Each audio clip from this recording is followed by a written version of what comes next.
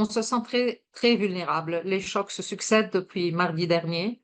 Nous sommes sur des terrains inconnus. Hier, le Liban a vécu donc une journée atroce et aussi on a perdu encore une fois des collègues des Nations Unies, l'Agence des Nations Unies pour les réfugiés, une dame et son enfant qui s'ajoutent aux 500 vies déjà perdues, avec beaucoup aussi de civils, d'enfants, de femmes et de blessés. Depuis mardi dernier, l'attaque qui est connue comme le mardi Beeper, on a peur.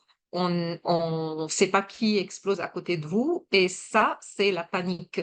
Et quand c'est la panique dans les milieux civils, c'est un peu ce qu'a appelé Volker Turk, le haut commissaire des Nations Unies aux droits de l'homme, comme un crime de guerre. Parce que la guerre a des règles, mais comme dans tous les conflits, mais là, il paraît qu'au Moyen-Orient, il n'y a pas de règles.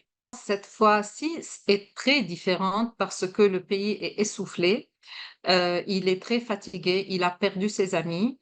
Euh, sur les indicateurs de gouvernance, de croissance, de développement, le Liban est le plus grand loser depuis pas mal de temps et on a perdu des décennies d'investissement en santé, en éducation, en croissance, en inclusion. Donc tous les indices sont aujourd'hui au rouge. Et l'économie, on pense qu'elle va se contracter à plus de 10%.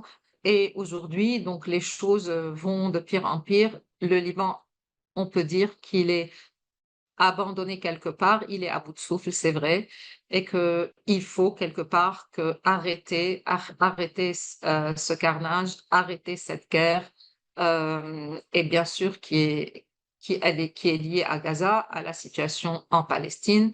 Ça ne peut pas durer. Pour la région, c'est explosif. On est à un moment où les dirigeants mondiaux sont rassemblés à New York.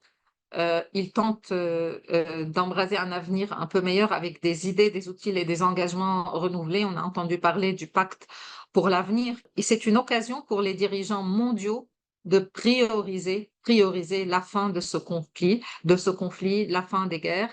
Mais on n'a pas l'impression que ça se fait par l'acte, ça se fait peut-être par les paroles, mais ça ne se fait pas par les actes, en commençant par l'arrêt des flux des armes et par l'imposition d'un cessez-le-feu immédiat. Ce moment aux Nations Unies aujourd'hui semble, pour nous qui sommes dans la région, un peu à la fois cynique et insupportable parce que l'adoption d'un pacte d'avenir illustre quelque part pour nous qui sommes au milieu de la guerre, il illustre à quel point notre monde est divisé alors que les périls qui le menacent sont commun. Nous, ici, on perd tous les jours notre foi dans les mécanismes internationaux, l'état de droit et la diplomatie.